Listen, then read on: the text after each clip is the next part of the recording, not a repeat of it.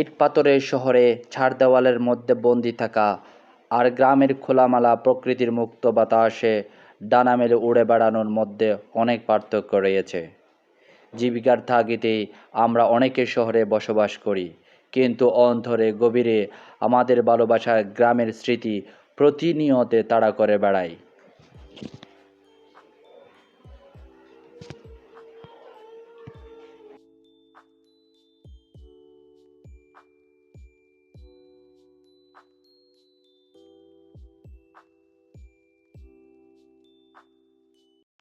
সবার কাছে তাদের গ্রাম খুব সুন্দর ও আকর্ষণীয় একটি জায়গা।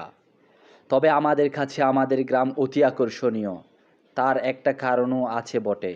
আমাদের গ্রাম আর ৫টা গ্রাম থেকে একটু ভিন্ন। প্রাকৃতিক সৌন্দর্য লীলাভূমি তো বটে, তার উপর আমাদের গ্রাম এখনও অবধি লাকড়ির চুলা প্রচলিত আছে। গ্রামে সাধারণত দেখা যায় যে পুরুষরা কৃষিকাজ, মাছ ধরা সহ বিভিন্ন ধরনের কাজ করে।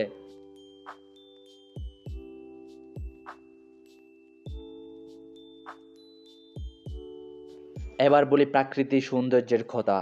আমাদের গ্রাম চারদিকে শুধু গাছপালা, নদ ভরা কচুরিপানা যেন প্রাকৃতিক সৌন্দর্যকে আরও বৃদ্ধি করেছে। আমাদের গ্রামে এখনও নৌকা চড়ে নদ নদী পার হতে হয়। সব মিলেই আমাদের গ্রাম যেন পৃথিবীর সবচেয়ে সুন্দর ও আকর্ষণীয় একটি গ্রাম, পুরো ছবির মতো। আর আমরা আমাদের এই গ্রাম যেন আমাদের রাজ্য, আর আমরা সবাই সেই রাজ্যের রাজা।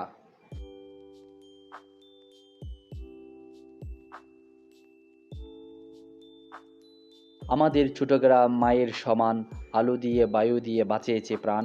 মাঠ ভরা ধান, থার জল ভরা দিঘি, চাঁদের কিরণ লাগে করে ঝিকিমিকি।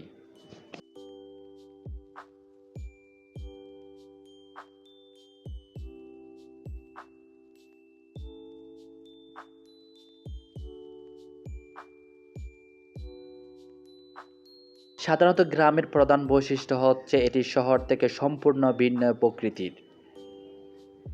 সব ধরনের সুযোগ সুবিধার দিক দিয়ে শহর থেকে অনেকটা পিছিয়ে থাকা গ্রাম। দেশের বড় বড় শহর কিংবা রাজধানী থেকে অনেক দূরে হয়ে থাকা এ সমস্ত গ্রাম, গ্রামের রাস্তাঘাটও শহরের তুলনায় অনেক অনুন্নত হয়ে থাকে। কিছু কিছু গ্রামের রাস্তাঘাট তো ব্যবহারের অনুপযুক্ত হয়ে থাকে। তবে বর্তমান বাংলাদেশের সরকারের অবদানে গ্রামের চিত্র এখন অকল্পনীয় পরিবর্তন হয়েছে। বর্তমানে প্রায় প্রত্যেকটি গ্রামের রাস্তাঘাট উন্নয়ন থেকে শুরু করে গ্রামবাসীদের উন্নতি ঘটেছে। প্রায় প্রতিটি গ্রামে এখন বিদ্যুৎ সুবিধা চলে আসছে। গ্রামে গ্রামে স্কুল কলেজ তৈরি হয়েছে। তাই বলা যায় গ্রামের চিত্র এখন অনেক পরিবর্তন হয়েছে।